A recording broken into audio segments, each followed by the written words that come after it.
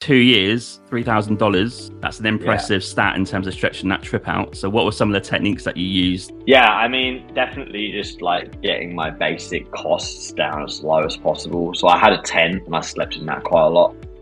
Slept in train stations quite a lot. I took local Indian transport, which is mega cheap. I did some hitchhiking, but in India, I found it more often than not was just kind of problematic to hitchhike. So I led on the couch surfing community quite heavily. That was awesome. Like Workaway didn't exist at the time, but there was a smaller platform called HelpX, and I used that and did quite a lot of like volunteering programs where it was like food and accommodation in exchange for like helping out with stuff. And then I also like bought some bits and pieces up in Manali and brought them down to Goa and sold them to people on the beach, and that worked out. So I just hustled for like 2 years and took it very, very seriously, and it was like my whole life. And once it was growing, once it was like making money and I had some systems in place and I had a couple of people with me, then I was able to take it back on the road more and actually travel work, like, you know, do stuff on the road whilst moving. But because of the mad amount of hours that I had to go into getting myself out of a position of basically being like nearly bankrupt all the time, I needed to change that situation before I could like enjoy traveling again and do some work on the road. Because the truth is that like if you're traveling, if you're really backpacking, I think it's difficult to do more than 20 quality hours a week. Welcome to the Winging It Travel podcast with me, James Hammond. Every Monday, I'll be joined by guests to talk about their travel stories, travel tips, backpacking advice, and so much more. Are you a backpacker, gap year student, or simply someone who loves to travel?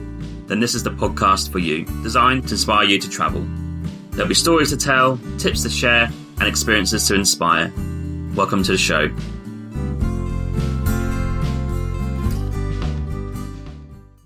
Hello and welcome to this week's episode where I'm joined by Will Hatton, also known as the Broke Backpacker. Will wrote the popular travel book, How to Travel the World on $10 a Day. And today I want to hear his story about how he went from despair from his life-changing injury in Costa Rica, which cost him joining the Marines, to now being a serial entrepreneur. And of course, Will is a budget backpacker in the middle of that. Lots of countries, exciting stories, etc. So I'm super excited for the chat. Will, welcome to the show. How are you doing? Yeah, I'm very well, man. Thank you very much for having me. It's a pleasure to be here. No, pleasure's mine. Where are you right now? Right now I'm in Bali, which is kind of home. But I'm hitting the road again in like a week for a 10-week trip. So excited about that. It's a perfect mixture of like seeing the family and then some motorbikes in Peru, some hiking, some new experiences in Ecuador. So yeah, I'm excited to get back on the road. 10 weeks. Is that in South America only, or are you going back home? Yeah, I've got like a month in the UK and Europe. I'm doing like a fitness competition in Germany, which I'm like not ready for, and I'm going to get my ass kicked. It's going to be fun. And then yeah, on to Peru. My brother has been like a month motorbiking around the Sacred Valley, and we're doing like some hikes and stuff, and obviously go see Machu Picchu. So that's going to be good. Are you going to do the Inca Trail hike? No, so like I quite often will kind of lock myself into challenging situations like this fitness competition I've got coming up, for example. So in Peru, we're doing like this really fucking challenging 6-day hike, which has 7 5,500 meter plus peaks, and all of them have got over 1,000 meters of altitude gain. So it's going to be a pretty hard hike. I'm kind of nervous about that one as well, but like there's kind of two versions of me, right? There's the one that like programs my life, and that guy is really ambitious. And then there's the one that has to do everything. And that guy is often somewhat overwhelmed. Quickly though, about hiking, do you think it's all mental? Like to a degree? Where like, you know, Everest, of course, you're going to have to train for that. But somewhere like Peru doing those challenges, that would be hard. But don't you think it's just mental, just keep going and get to the end? I think it is. But I think there's definitely like a couple of elements of preparation, like just making sure you have the right gear, and also like acclimatization is really important. I mean, you absolutely can push through and just keep going unless you get altitude sickness, which I've had, and it fucking sucks. So like you need to take the time to acclimatize. Never had it, so I think I'm quite lucky with that. And I've been in obviously Peru and South America as well, and I must be lucky with that because I never seem to really understand how it even comes. But I guess no one really knows, do they? It can just come Yeah, all of a it's sudden. funny because you'll get like Sherpas who have done like 20 ascents of Everest, and then on like the 21st ascent, they'll randomly get altitude sickness. Oh wow. So it can hit anybody at any time. It's really weird. I also had high altitude pulmonary, I'm definitely pronouncing that wrong, edema, which is basically Yeah. where your lungs start to fill with fluid, Yeah. and you feel like you're kind of low key drowning, and that's pretty nasty as well. So I learned my lesson. I learned that lesson in the pool, and I'll take it a bit slow as I go. Nice. Love that. Okay, so we're going to go just quickly back to your backstory. I like to understand the traveler in you before you went traveling. Where did you initially grow up, and was travel part of your childhood? Yeah, so travel was not a part of my childhood. I think the first time I went abroad, I was maybe 12. We went to Greece, and it had like the worst weather that Greece had had in like decades. It was Mm. like some kind of tropical cyclone thing. We spent the whole time in like this little holiday cottage. But I was from like a fairly poor background, and we didn't really have the opportunity to travel. I grew up in Burgess Hill. Probably nobody has heard of it. It's a small town just outside of Brighton, which probably most people have heard of. Hmm. And Brighton's a cool spot, but gentrified and very expensive. So Yeah. if you were like growing up in like from like a poorer background, it was it wasn't like you could spend loads of time in Brighton. Hmm. Okay, and was there anything in terms of those teenage years that maybe kickstarted a bit of an interest in travel, or at least going abroad or trying different things in terms of like experiences or stuff like that? Like even as a kid, I was just like obsessed with National Geographic, and I'd go Okay. like to charity shops and just buy every copy I could find and like make these like fucking massive vision boards, I guess, and like huge collages and stuff, and it was just all over my walls. And I was like, yeah, I was like an 8-year-old kid, and I was like, I want to go and find that, the tribe where they pierce their noses because that looks pretty fucking cool, and Yeah. I want to go see this weird pyramid type thing. And I was just always very, very keen to travel. And then so then when I was in my teens, I decided I wanted to join the army, like specifically the Marines. And I was like very, very shy and was thinking basically like if I joined the army, I'd learn some skills and would gain some confidence, and they'd kind of like shape me into a man basically. Mm. And that was like turned out to be, and like I'm glad I didn't make it into the army, because Right. I think it would have put me on a very different path than the one Yeah. I'm on. But anyway, for a couple of years, that's what I was planning on doing, and I spent like a lot of time rucking and working out and like playing Call of Duty. I thought it counted. Of course. Um, Classic. Yeah, but yeah. then I had this injury, right, and I was unable to get into the army anymore. It really like kind of turned my life upside down. I had to like move back in with my parents, and my parents both, really wanted me to go down the safe route. And like my mum was like, "You're quite good with kids. Why don't you become a teacher?" My dad was like, "Why don't you come an apprentice under me on a building site?" And I was like, "Fuck no, I do not want to do that." Like so. Yeah, it was kind of a challenging time, and I wasn't really sure what I wanted to do with myself. And I was like, "Fuck it! I know India is super cheap, and I can get like a 2-year visa for India, so I won't have to worry about visas again. So I'm just going to go to India." So I went to India with like $3,000 and stretched it out for like 2 years, and that was a wild experience. Oh, just quickly before we get into that, I was planning to join the Yeah. RAF. That was my teenage years. Oh, really? Cool. I think we're roughly the same age, similar paths, a bit different, obviously, in terms of the stories. But yeah, the RAF didn't happen because I just chose something else at the last second, like the last knockings. But I do wonder if we joined up, how different that path would have been for both of us. Obviously, you can't speculate too much; it's too much to even imagine. But that would have been completely different, right? Like, what year would that have been if you're joining up to I Marines? guess that would have been about 2007. So you would have gone definitely to Afghanistan for sure. I would have been somewhere. Yeah, Yeah, somewhere Afghanistan, like Iraq. Yeah, Iraq. for Yeah. sure. So imagine that. It's a crazy thought, isn't it? What could have been? It is crazy, especially the idea of going as a young person with so little real life experience Yeah. and so little experience of other cultures, then to be thrown into this other culture where you were viewing people as like enemy combatants. It's just a very different way to the direction I ended up going. I grew up in Council Estate in Norwich, right? So very white, no diversity. Norwich is very white as a city and as a whole, probably a bit better now. How do you expect people to join up and understand the culture that you're going into if you never had experience of that culture at all, not even a little bit in your own country, let alone going to a new country and experience it. I don't know how they expect soldiers or certain people to behave in a certain way because how is that possible? Yeah, I mean, it's like the ultimate culture shock, and then people are shooting at you. Yeah, Like, yeah, it's yeah, pretty wild, yeah. Unreal. Okay, so India, that's a Mm, great country to go and travel to. It's huge. I only spent 3 months there, and I barely touched the surface. I think so. 2 years, $3,000. That's an yeah. impressive stat in terms of stretching that trip out. So, what were some of the techniques that you used to stretch it out to begin with? Yeah, I mean, definitely just like getting my basic costs down as low as possible. So I had a 10 and I slept in that quite a lot. Yeah. Slept in train stations quite a lot. I took local Indian transport, which is mega cheap. Mhm. I did some hitchhiking, but in India, I found it more often than not was just kind of problematic to hitchhike. A challenge that I had in India was people would think that just because I was a foreigner, I money and I didn't.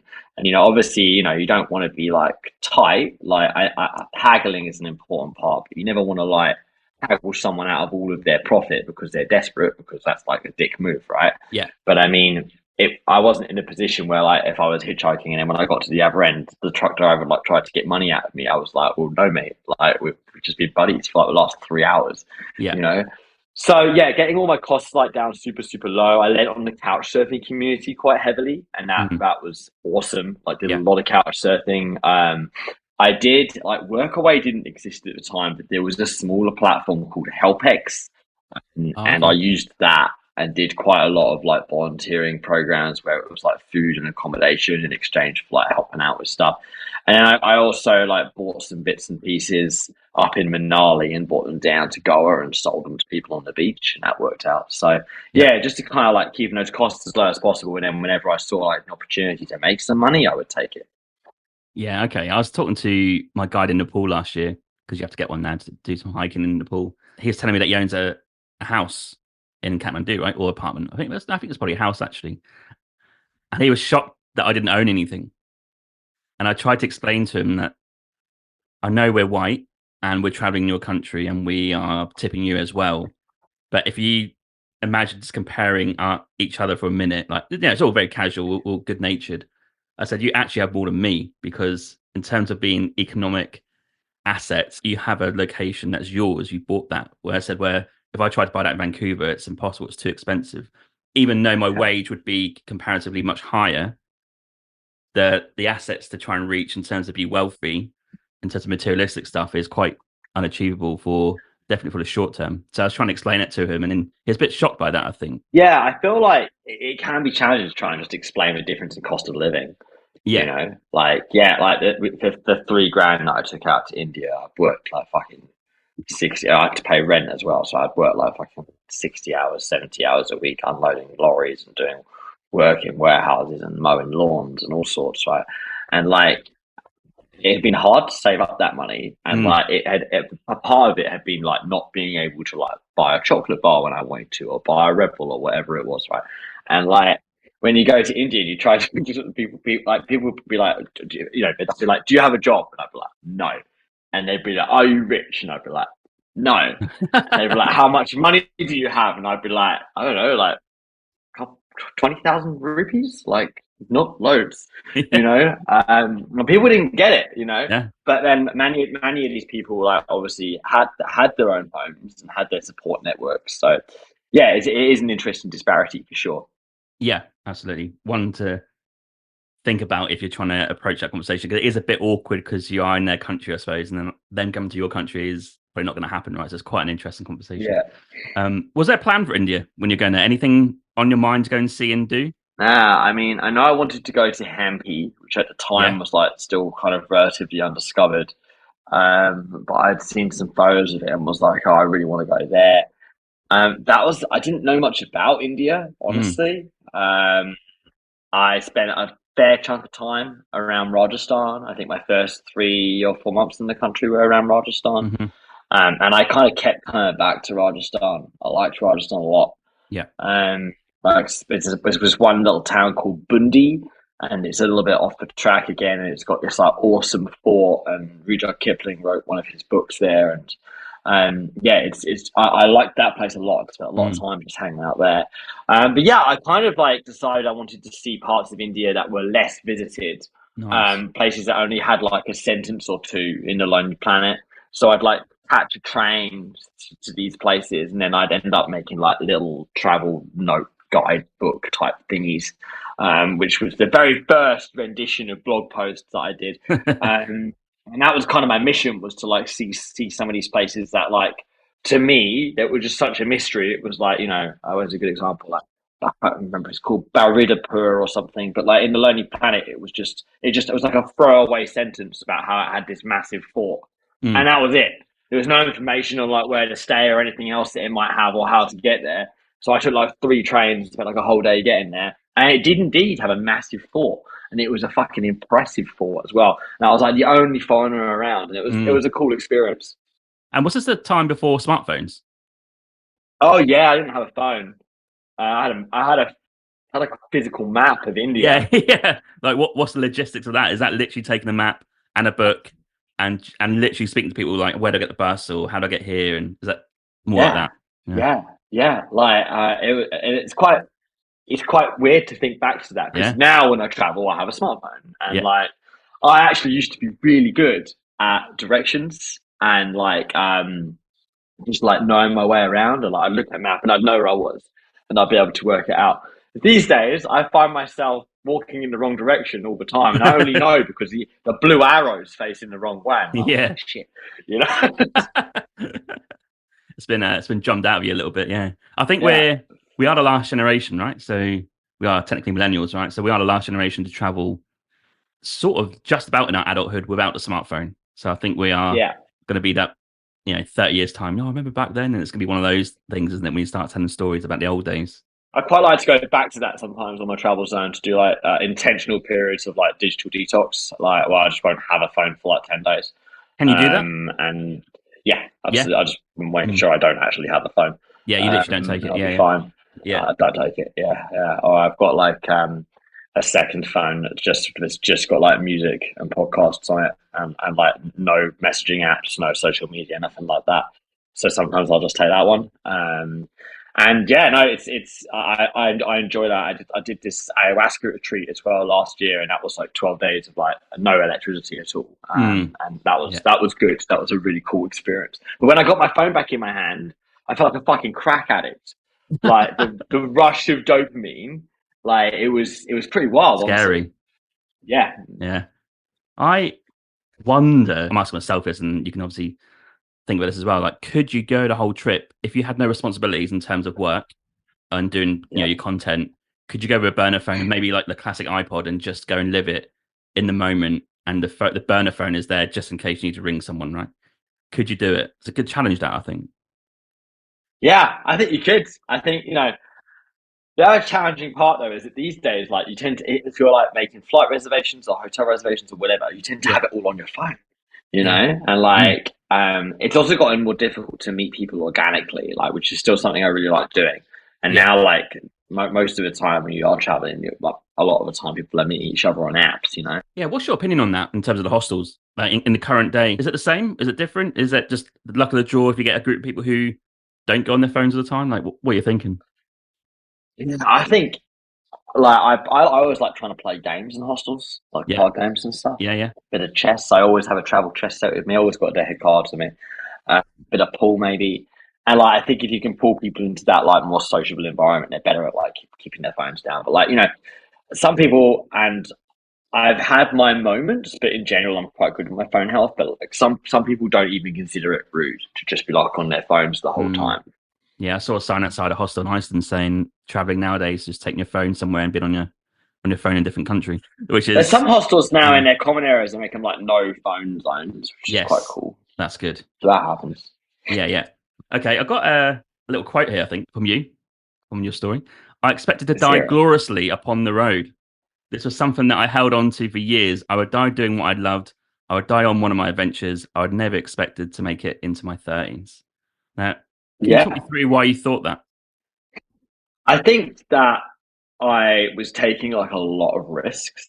Yeah. Um, and I also found it quite comforting to, because like I felt like I was pushing the envelope. Like I was Hmm. taking risks. I was like really getting out there. And I would also drive like a crazy person whenever I was on a motor. And it was quite comforting for me to be like, you don't have to really worry about the future because your passion is to adventure and Mm. to travel, and you are going to die doing this. So that's cool in a way because you don't have Yeah. to worry about a mortgage, you don't have to worry about getting a kind of serious girlfriend or anything like that because you're going to die, mate. So just enjoy the adventure, you know? And then here I am, 35, still breathing, no longer quite so okay with the idea of dying. And yeah, life's good. So that says to me that you would have lived life to the fullest when you're traveling, especially like someone in India, right? You wouldn't have like gone through the motions. You would have really gone for it. Anything you want to see and do, you I would have was made it happen. definitely I was definitely going for it. And like, Yeah. I was traveling hard, I was partying hard. Like it was a different time. And for the budget of that trip, did you learn any techniques whilst on the trip? Because how were you at the start, maybe compared to the end of India? Like, what was that Yeah, transition? my haggling definitely came a long way, and like turning haggling into like a game. You Yeah. know, like a fun, not trying to like drive someone down through force, but Mm. instead like engaging them in like some humorous banter. Oh, I'm not really sure I want it, you know, like that kind of style. So that ended up being like quite a good lesson for like later entrepreneurship. Actually, was I probably at that point haggled for stuff in India like 500 times, you know. All the Dragon's Den's got the stories, right? But your entrepreneurial story is much different to theirs, right? Yeah, you learned it on the streets in India, which is very it's a Well, I different don't know. tagline, I isn't don't it? know if I can claim. I don't know if I can claim like, if I would put it solely on India, but Yeah. like definitely I learned some lessons there for sure. Okay. And where did the blogging start coming into it? Because obviously people listen like, oh, you're quite a Yeah, well-known blogger now. Like, where did that interest come? Or because I think laptops we're the same age, right? So laptops were starting to be quite popular, didn't maybe. have a laptop. No, so I didn't have one either when I traveled. And I think after in the sort of mid to 2010s, where it was, it started to become a bit of a popular thing. So I had an iPod Touch, and I Classic. would type in the notes feature with like one finger, and then I would go to like an internet cafe like once a month, just spend a day in there like uploading all my stories basically. And it started out as I was just going to these like far flung places and putting together like little travel guides and like writing about my experiences in India with kind of like a depreciating and like humorous lens. And like I came into contact with like a lot of crazy characters and like had some like just baffling experiences of like Indian inefficiency and Indian hospitality and like all of it. I just really got into writing about that, and I had a very small email newsletter of like 30 people. It was responded to well. Someone was like, "Oh, it's this writing competition. You should enter this writing competition." So I entered the writing competition, won the writing competition. It was like $100 prize, and like symbolically, I put that into buying the domain name, the Broke Backpacker, and like hosting that site. Now I built that site myself, and it was terrible. I didn't know what I was doing, and it Mm. was just like blocks of text and it was like going in the background, and I was honing my skills as a writer. And then I started doing some bits and pieces on Snapchat. And then a whole bunch of events happened. I went to Venezuela, and that like some content I produced there went really, really viral. I went to the Philippines, some content I produced there went really, really viral. And that drove people towards my website, learned a little bit about SEO. And from like 2015 to now, basically, it's just like grown to be this like a monster. So yeah, it's been a good journey. And you mentioned Snapchat. There's a story there, right, about Mm. Pakistan, isn't there? Yeah, yeah, Developing tours. yeah. So I did this big trip, which was UK to Papua New Guinea, and the goal was to travel to Papua New Guinea from England without flying. And I'd done a few trips like this before, but never that far. Mm. I hitchhiked out to Morocco. I hitchhiked from England like to Romania and around like Eastern Europe, and that was all great. So I set off and hitchhiked across Europe, which was like fairly normal. I knew what I was doing. Got to Turkey, managed to like score a car, drove the car along Turkey, Georgia, Iran. Met this girl in Iran. married her after 5 days, hitchhiked over Iran with her, went into Pakistan, and like was Snapchatting all this stuff, right? And just being myself, like just like smoking weed on camera and being like, I have no fucking idea about this bridge, but let's like try and go across it, you know, and just like having a laugh. And people just really fucking loved Pakistan. I got to India, did some travels there, drove a rickshaw around, and then ended up deciding that I was going to have to give up on UK to Papua New Guinea and just accept UK to India because I needed to like settle and try and grow my blog. Went back to Pakistan and was like, yo, does anybody want to come to Pakistan? Here's a PayPal link for a $500 deposit. Went to sleep, woke up the next day, and I'd sold 12 places, which was enough for a tour. I had like $6,000. I was like, whoa, that's fucking awesome. Yeah. So I immediately spent that money on like trying to grow the Broke Backpacker. Had someone come in and like help me redesign the site and make it like a bit faster, a bit smarter. Hired a couple of VAs and grew it from there. And I grew this like tour company into quite a large venture. We were doing about 8-9 tours a year at one point. And then COVID happened and made things really, really difficult. I came out the other side of COVID, and whilst that tour company does still exist, I'm not involved anymore. I sold my stake and moved on for a few reasons. But it was a really good experience, like building an adventure tour company. I led a few of the tours out there. Decided I wasn't that into tours, was more into like my own adventures. Yeah. But yeah, it was a good experience, and the tour company was like instrumental in allowing me to like scale the Broke Backpacker because I could make some pretty fast cash out of it. How did you find like leading people in that sort of like tour guide company feel? Like, it has its pros and its cons. Like, I am very passionate about Pakistan. I've been a bunch. It's an amazing country. The mountains are stunning. So sharing that passion and sharing some of my favorite places was very cool. It was more like when you'd get the odd person who would be like a complainer, that was their vibe. And then you're with them for 16 days. And like, I'm very like upbeat and optimistic and positive, but like if you're like constantly moaning that the coffee isn't hot enough or that I can't get you oat milk, I'm just like, shut the fuck up. So, you know, it got to there was a couple of people who just really frustrated me. And after that point, I was like, okay, I'm going to sell these things. I'm not going to leave them. Yeah. And that was a good decision. Yeah, that reminds me of a story on the podcast. Someone told me that they're a travel agent, right? So they organise tours in Italy. And one of the customers came back and said, hey, look, I just can't understand the Italians who lead our tour. And my friend, the guy was like, well, it's in Italy. They're from Italy. That's what they do for us. And she said, can you just like employ an American Italian who lives in Italy to lead our tour just so we can understand them? And he's like, nah, I'm not doing that. Like, imagine complaining about a local person leading the tour because you can't understand them. I was like really clear with people as well there beforehand. Like I told them on their calls and in the info pack, it was like very clear that like we're staying in rural communities. Yeah. Like the food is basic. There is no phone signal. And then people would turn up and they'd be like, I don't want to eat this. And why can't I get on Instagram right now? And I'm like, did you read the info pack? And they were like, no. And I was like, what'd you do? Yeah. What'd you do? You know? Yeah. Okay. Venezuela. I've got on my notes here that it might have changed you a little bit. Is that an understatement? What did you see there, and what do you think even today? Like, is it a place that is safe to travel, or what's your thoughts on current status? Like, I think like when I went out there, it was hairy.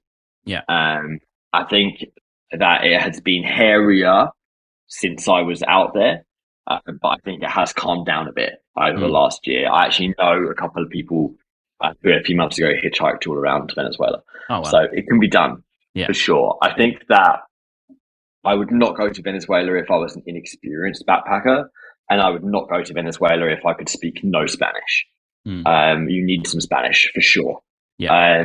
But amazing country, like beautiful, cool people, fantastic landscapes. It's got Mount Roraima, which is like the highest tabletop mountain in the world, and it's like ridiculously cheap, cheap.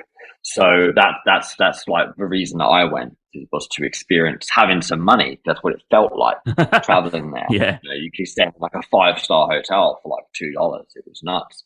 we did the Mount Marema hike, and it was like a 5-day hike, and it was like permits, guides, porters, food, all of the equipment, and it was like $80. So it was just like ridiculous.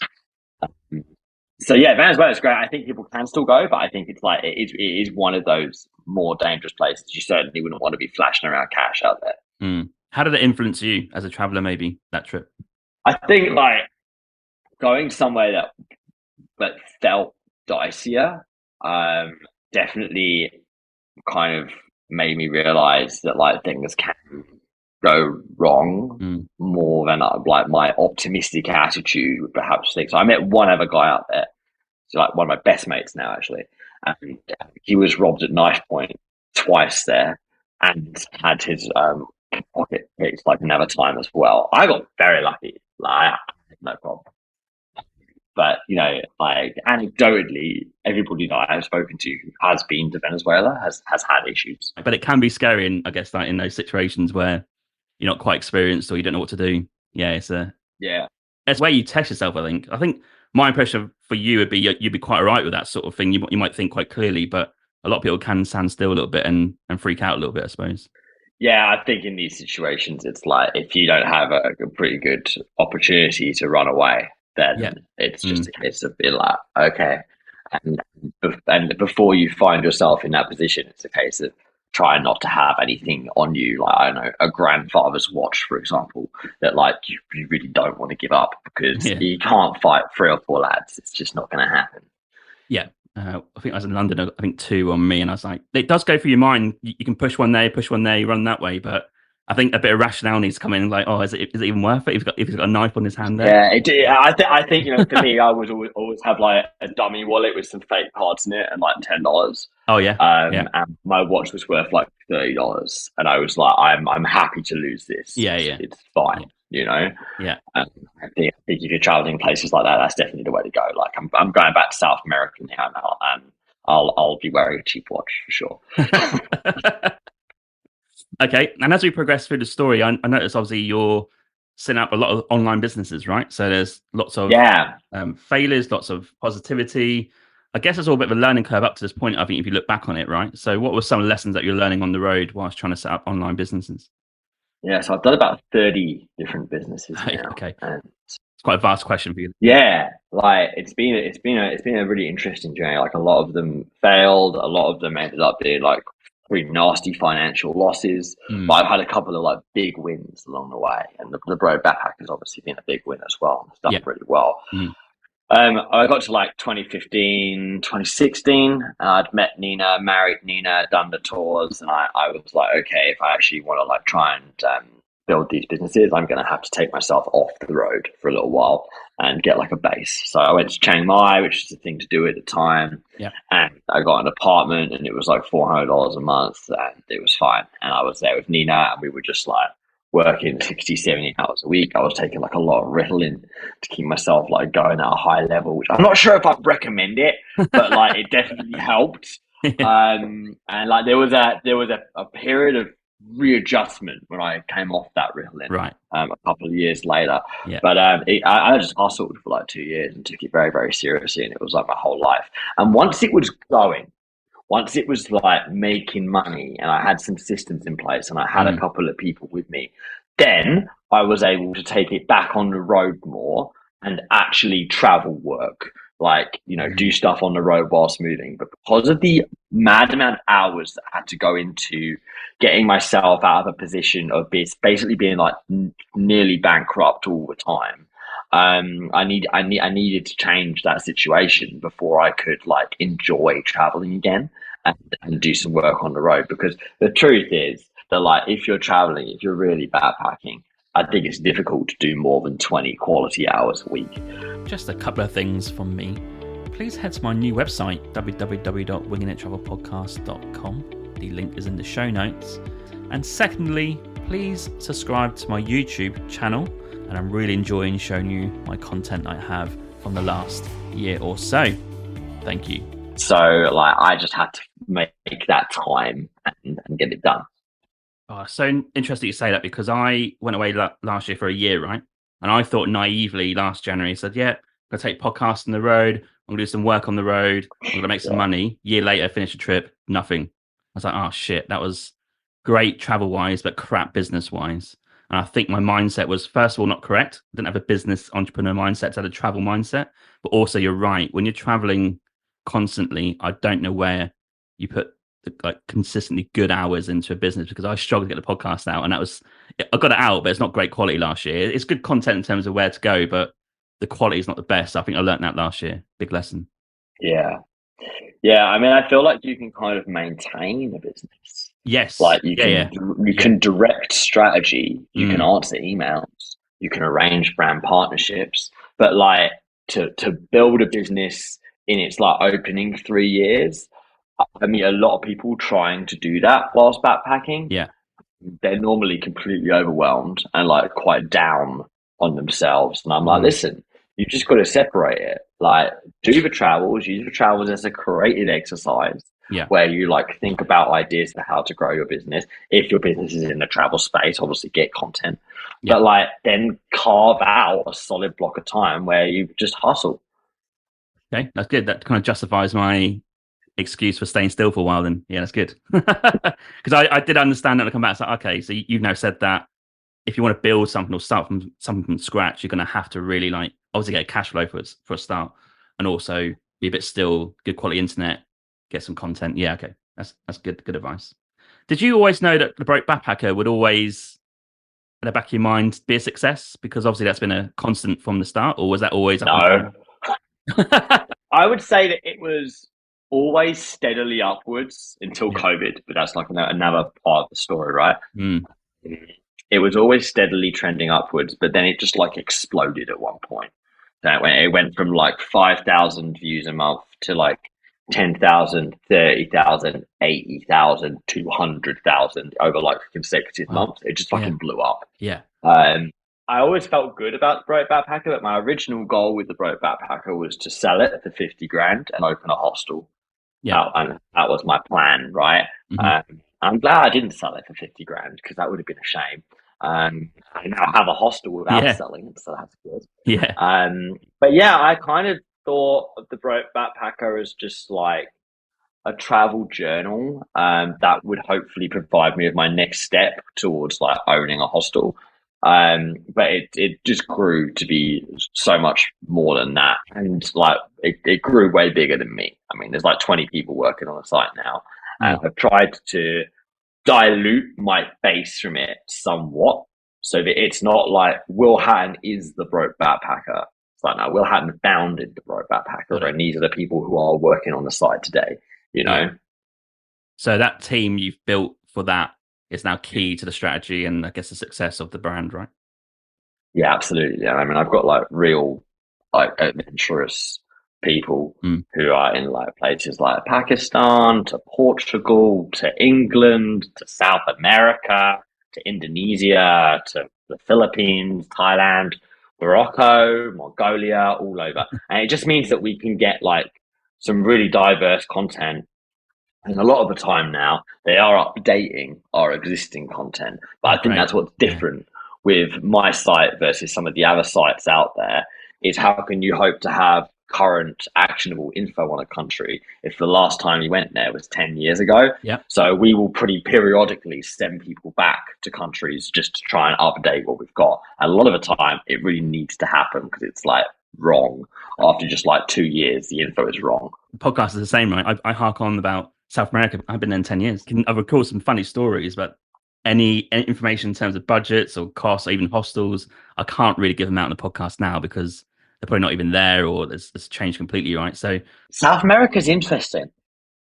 It's like when you've been there and you've experienced like South American culture, yeah. I think that that actually enables you to still give advice on that even like a decade later. Because until you've experienced like Latin culture Yeah. Yeah. in Yeah. all of its like fun glory, you don't really know what it's about, you know? It's the hardest place to describe, I think. I sometimes call it lawless a little bit. It's a weird, interesting dynamic there in certain countries, and maybe most of them, that's hard to explain in words if you've not experienced it. Like if you go to La Paz and you're going to Route 36 bar and you're a bit how can I put this, green between the ears or whatever. Like that might seem extreme, but that's just a normal thing you do in the pans, like for a lot of tourists, right?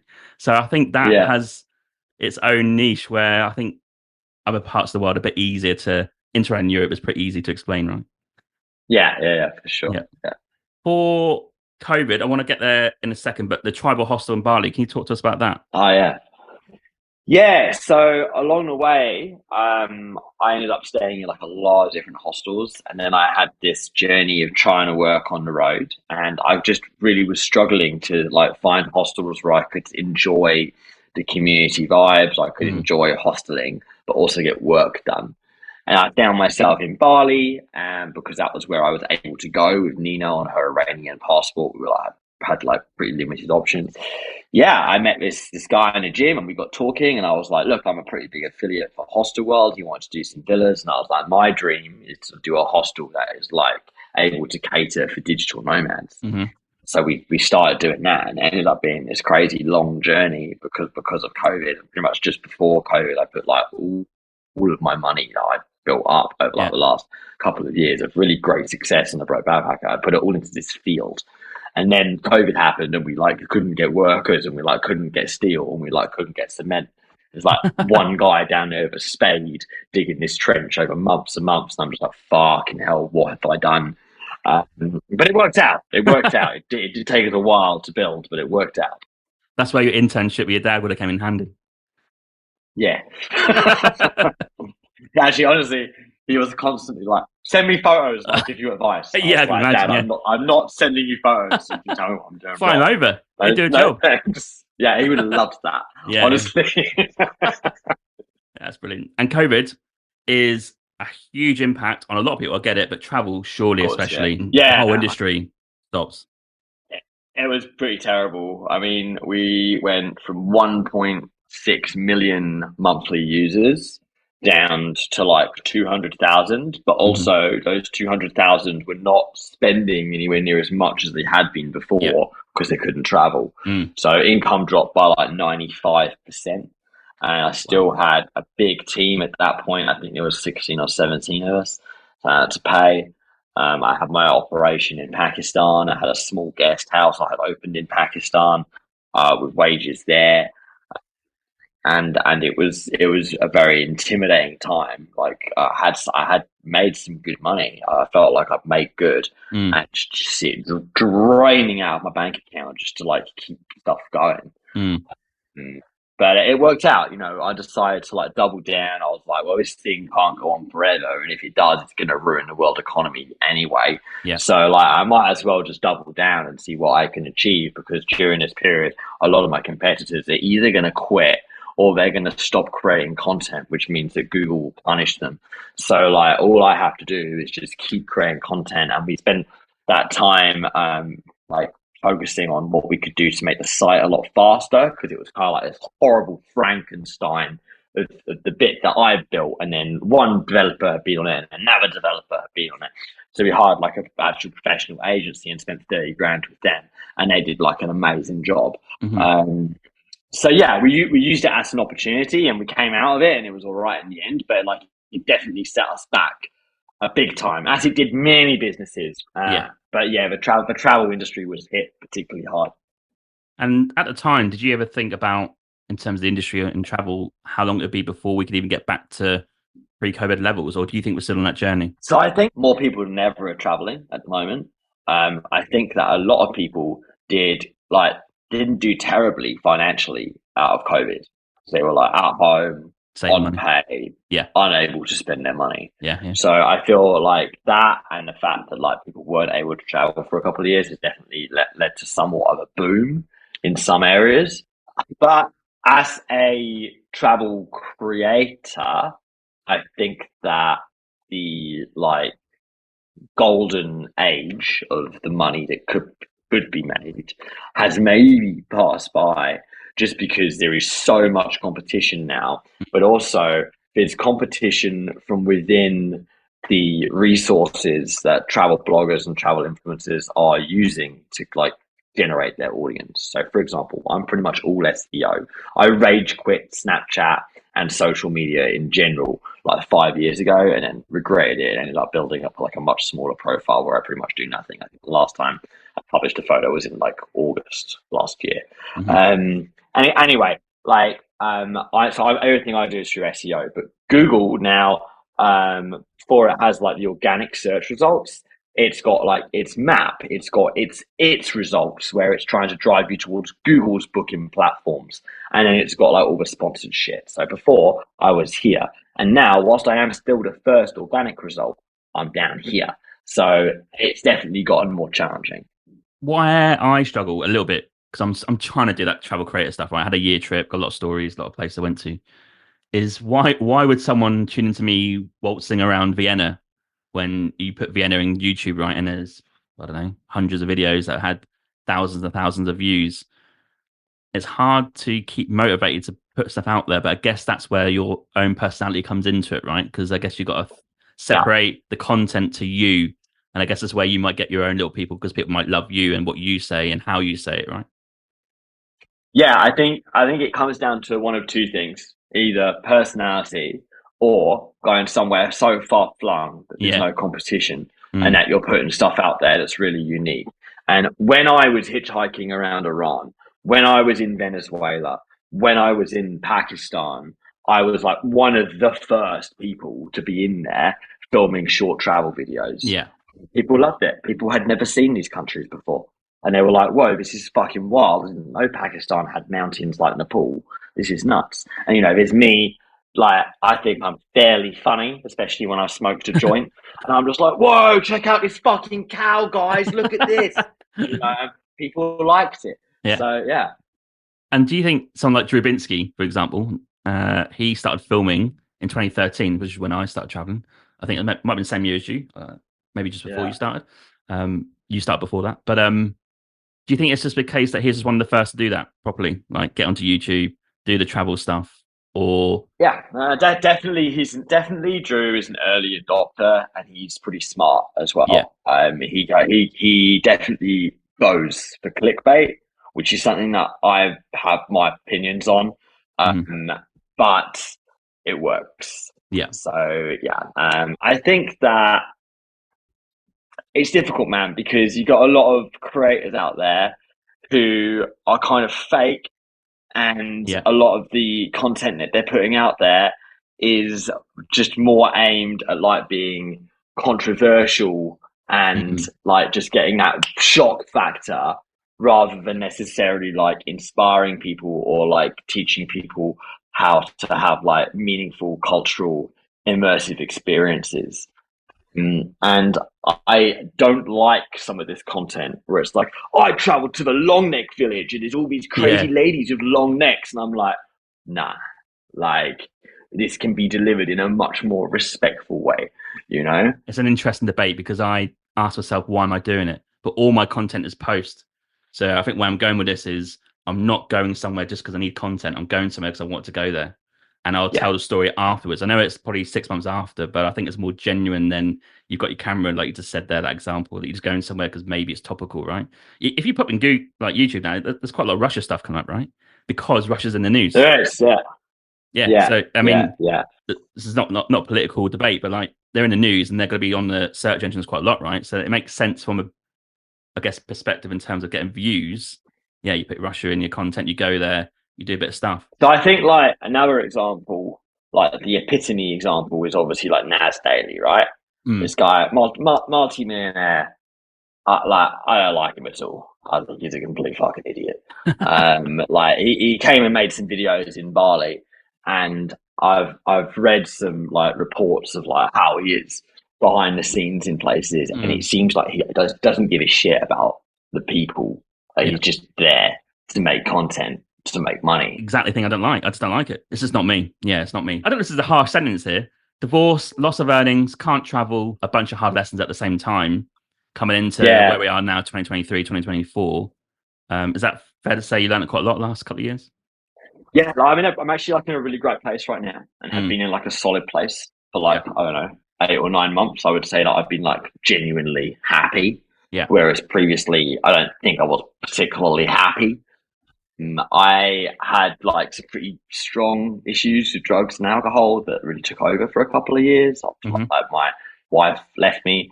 We're great friends now, and she's an amazing lady, and I've got nothing but respect and love and nice things to say about her. But when she left me, it crushed me. Yeah. And I just went real hard, just trying to be blackout drunk all the time, basically. And yeah, it took me a couple of years to get out of that, and I help from like a psychiatrist, and I started like bringing like a lot of healthier habits in. I got back into the gym. I started ice bathing. I started journaling. I started being more introspective. But it was still hard because if you've got like actual problems with alcohol, which I seem to have that gene. I'm not making excuses for myself, but like it was hard, man. It was challenging. So I spent a bit of time kind of coming out of that, like feeling like I'd lost everything I've been working on with the Broke Backpacker. Just it had been starting to pay off. It just seemed to have all been like taken away, and I was just left with this like really expensive team to hold on to and trying to figure out what to do. And juggling being a boss for the first time and having like a chip on my shoulder anyway about like my background and how shy I was, and like not really sure how to be a boss, and just trying to figure that out, and feeling like I just couldn't let people go because that was unacceptable, even though there was a couple of people I should have let go. So like lessons have been learned along the way about like how to run my team and how to run my life, and what strategies and habits I need to incorporate to keep myself like focused. Because like when I'm focused and I'm working, I'm like a force of nature. I can work hard and get like a 100%. lot done. Yeah. But if I don't build myself a container to be within, I'm all over the fucking shop, So it's just important to like I think recognize that about yourself if that resonates with you, and to build those healthy habits so you can keep your house in check, you can keep your home in order, and you can get the work done, you can get the self work done as well. How do you contain that when you travel? Because I guess at home it's a bit easier, a bit routine, put stuff in place. But when you're traveling 10 weeks coming up, how are you gonna make sure you're not too boring, but on this sort of normal container? So I think for me, it will just come down to making sure that I'm definitely journaling. The journaling has been like a fucking game changer for me. So if I'm doing that and I'm working out, my sleep is good. My sleep used to be terrible, which is why I'm bringing that up. I spent like a couple of years fixing my sleep. I don't sleep with a phone in my room. I don't drink coffee after 1. It's good. I sleep well. I wake up rested. Crucial. So I'll those are the 3 things that I will make sure are like my non-negotiables. And then if I can get in an ice bath here and there, or get in a sauna here and there, or like do some of my like introspection work, then bonus. Lovely. And right now, good place. Like what's on the horizon for 2024? I know you got a trip, but like business and maybe other travel as well. Yeah, there's so much going on. So we're looking at opening a second, much larger tribal, which I'm really excited about. I'm building a couple of villas out here in Bali to try and get into like the villa rental game. I've been working on a couple of books in the background for a while, and they're moving along. They're getting there. Yeah. I want to do a bit more public speaking. Like I like doing podcast episodes like this. You never really know what they're going to be like, but it's fun because I like being asked questions and just saying whatever comes out. Yeah, I love it. And kind of it's fun, right? It's interesting because I was speaking to someone the other day, and they were like, I can't believe that you write about like smoking weed on your blog. And I was like, if you go into YouTube, there's videos of me like openly on like psychedelics and stuff. Like it's there. And they were like, how can you do that? Or, like, aren't you worried about getting a job? And I was like, I have finger tattoos. No one's going to hire me anyway. Like I'm always going to work for myself, And like I think that's quite freeing, really, once you kind of come to that conclusion. I think the person's asking this question's got a bit of an employee mindset, right? Yeah, I think you probably experienced this as well, though, with like starting your pod and doing like long travels and going places like South America. When you do something like that, you'll have people in your life, unless you're very, very lucky, who they've got their own limiting beliefs around themselves. And by you going and doing these things, it's not about you. It's an important lesson to learn to not take it personally. But a lot of the time, people will put down your idea. Like, oh my God, aren't you scared you're going to get stabbed in South America? And that again, it's not about you. It's about them. Yes. But yeah, that's something that I definitely have had to come to terms with. I think as in that book, Courage to be Disliked, all about them projecting what they think on you, right? So it's them. You say you're going to Lebanon. Ooh, is that dangerous? Well, it could be, but probably not. Not any more dangerous than going to London. Oh, mate, London. I just don't like the place. I think it's edgy AF. That actually leads on to my next question. What's your relationship with England right now? I haven't been to England for 7 years. Oh, okay. Wow. So I'm going in a week, You're in for a shock. and I don't know what to expect, honestly. And then my girlfriend's coming out to join me for like a weekend in a few weeks' time in England, and I've told her I'm going to take her around my hometown, Yeah. and I'm so excited to give her like a tour of like how shit my hometown is. I think it's going to be really, really funny. But like, look, this is our charity shop. It's going to be great. Yeah, I'm excited. Oh, wow. 7 years is a long time, though, isn't it? Yeah. It's a long time. I really don't know what to expect, but I actually have to go up to London. I'll meet up with Hostel World while I'm there. Last time I was there, we went out and played darts and got like incredibly drunk. But they're a great crew. Nice. Okay. I was going to ask you very quickly before we go on to the last bits of the podcast, the Peruvian ayahuasca, only because there's a famous physician here called Gabor Mate, right? He writes a lot of books, and he done an ayahuasca as well. So, what's your experience of that? Yeah, so the retreat center that Gabor Mate went is the one I went to. Oh, okay. Yeah. And it was an amazing experience. My psychiatrist has also been there and been pushing me to go for a couple of years. We've been working through like some childhood trauma stuff. Yeah. And I took it very seriously. It was 6 months beforehand. I didn't drink any alcohol. I didn't smoke any weed. Weed was hard because I like smoking weed. Yeah. Went out there, 12 days, 6 ceremonies, hot in the jungle, no phone, no electricity.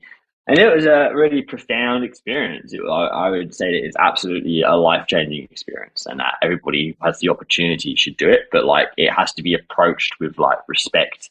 You need to be able to take the time both before and after to give it your focus and to be sober and healthy and clean in all of the ways, right?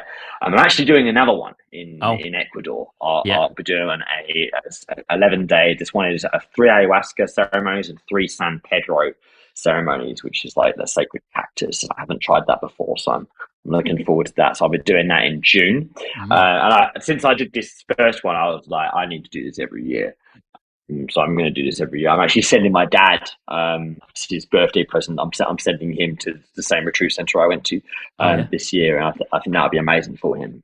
But it's hard work, man. But it is like just amazing. And after all of my ceremonies, I'd just be like in my little hut with a candle and a journal, and I'd just be journaling till like 7 a.m. And it was great. It was really great. Because the idea is to get those, I guess, I don't want to call them issues. I don't know if that's a fair word, from previously, just to get them all out there, right, and analyze it and go through the ceremonies, right, and try and, I guess, understand them, deal with them, write them down, whatever. Yeah. So the shamans, they sing you these icaros, which are like these traditional indigenous healing songs, and the icaros are personal. They're like personal for the person they're singing to. They're always different. So you're sitting in a circle in the dark, and then the shaman like moves around and sings each person an icaro. You take your dose of ayahuasca, and then when the shaman is in front of you singing the icaro, you feel the ayahuasca working in your body a lot more strongly. And I had the sensation that black goop was like traveling up my spine to the crown of my head, and the shaman was like pulling it out of me. I also could understand the song, even though I definitely couldn't, because it was in some indigenous tongue with like the odd bit of Spanish, but I heard it in English. And it was about healing. Like the one that I'm referring to was about healing my issues with drugs and alcohol. So they very much, like the shamans, believe that they are healing these issues rather than just like analyzing. They thought they're pulling it out of the body throughout the ceremonies, and it's a powerful experience. You know, some people were crying, some people were screaming. It's a powerful experience. Yeah, I think Gabor Mate abides by it. I think, yeah, for sure. Yeah, he's the man. I like him a lot. Oh yeah, I love his books. I love his podcast interviews as well. He's very honest. Yeah, great guy. Okay, The last bit of the podcast is normally, oh, where can we find you? But I think that'd be pretty obvious. But maybe you can I'm share it knocking around anyway. the hostel. Yeah, well, I'm not. I'm normally knocking around the hostel if you want to come and physically find me. I'm at Tribal Hostel in Bali. We have a kind of game going, which is if you beat me in a game of chess or a game of pool, I will buy you a coffee. So if you want to physically find me, that's where I'm at. But like online, my Instagram is Will Hatton __. I'm not very active, but if you want to drop me a message, that's still a fairly decent place to find me.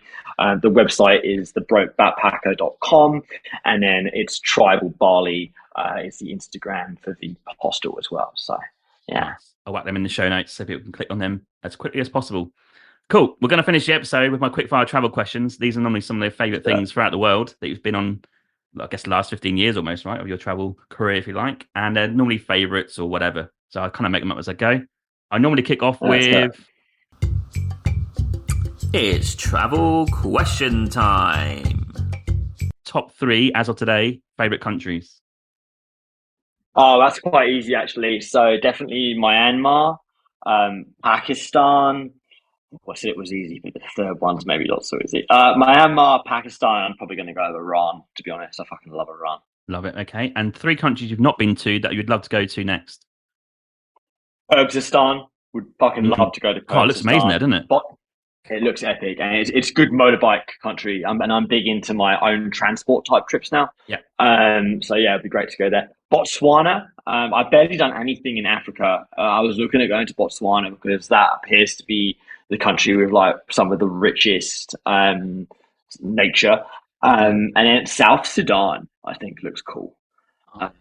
It's got like a lot of Egyptian style pyramids because it used to be part of the Egyptian Empire. Yeah. But it hasn't got many tourists. And again, it's like a good motorbike country. I think they got more pyramids than Egypt, right? That's the stat. Yeah. Yeah. Yeah. Okay. And if you could live in a country for a year tomorrow, where are you going to go? I think it would be fun to live in Argentina. Yeah, absolutely. Okay. And has there been anywhere on your travels that you haven't liked or didn't like visiting? Yeah, definitely. I have a love-hate relationship with India. I love India. I love India. Yeah. Beautiful country, amazing festivals, fascinating history, cool trinkets, colorful people. It's great. It's also really, really challenging because it just like it's constant. You're just constantly assailed from all sides. You know, sounds, sights, people, someone trying to sell you something, someone trying to grab your wrist. Like, personal space doesn't exist in India. And like, as someone who doesn't really like big crowds, that was a big adjustment. You know, so yeah, found India challenging. Didn't like Dubai, but that wasn't really a surprise to me. I don't really like France, but you know, I'm English, so we're not supposed to. What about top 3 favorite cuisines on your travels? Oh, that's a good one. Georgian food is amazing. Oh, someone else said that. This kind of like yeah. pizza that's like folded in two. It's kind of like a crepe pizza. Okay. Nuts. Great wine as well. New Zealand, again, because of wine and seafood, it's amazing. Probably Iran, again, like Iranian cuisine. Oh, yeah. It's delicious. Okay. Which country's got the best coffee? Colombia, I reckon. Okay. And if you could sit somewhere for an afternoon and watch the world go by for a coffee, where are you going to sit? Probably would transport myself back to the Tundas, which is like a high alpine meadow in Pakistan. I've been up there a couple of times. It's like a 3-day hike to get up there, and you cross this glacier, and it's beautiful. When you're up there, and you can look down onto a glacier on either side, like snaking away into the mountains, and it's just a beautiful spot. Often when I'm brushing my teeth in the morning, I try and like transport myself back there. Top 3 landmarks that you've seen, can be nature or man-made. I saw like the tallest tree in New Zealand. Oh, that was pretty fucking cool. Yeah, it was a really tall tree. I do like my trees. Some of the landscapes in Iran are really crazy. There's this one island called Hormuz, and it's like a geological anomaly. I camped there for a week. It's like got quartz crystals of every color, like sticking out of the sand, and like sand of every color, like blue, green, purple, silver. It's like litter has just exploded all over the island. So that's a really trippy place, and I liked that quite a lot. And then probably Bagan in Myanmar Yeah, is classic. really special, and I've been a couple of times, and I like it there a lot. Yeah, one of my favorite places for sure. Are you a sunset or sunrise person? Sunset, sunrise is a bit early. And is there anywhere in the world you wouldn't visit, even though you've not been there? Probably wouldn't want to put any money into Russian hands at the moment. Mm. I feel similarly about Saudi Arabia, Israel. I think those are the ones that I wouldn't want to do anything that would get even like a cent into government hands. Okay. And what about top 3 favorite cities? Not really much of a city guy, honestly. I quite like Lahore in Pakistan. It's fun. It's got a real interesting energy to it, and you can explore by motorbike. It's got lots of old ruins. When I was there, and I've been a bunch, but my very first time there, I spent like a week couch surfing with these like Lahori lads, and we just go around on motorbikes, and it'd just be like passing me like joints constantly. I reckon they were just trying to see how much I could take. That was a fun experience. It was a fun experience. And every time I went back, I'd hang out with these like same guys. So Lahore, I really liked. I quite like Bangkok, honestly. Like I've been to Bangkok maybe a dozen times, and it's good fun. Feels like home. And I like. It's just man, it's a pretty special spot, honestly. Yeah.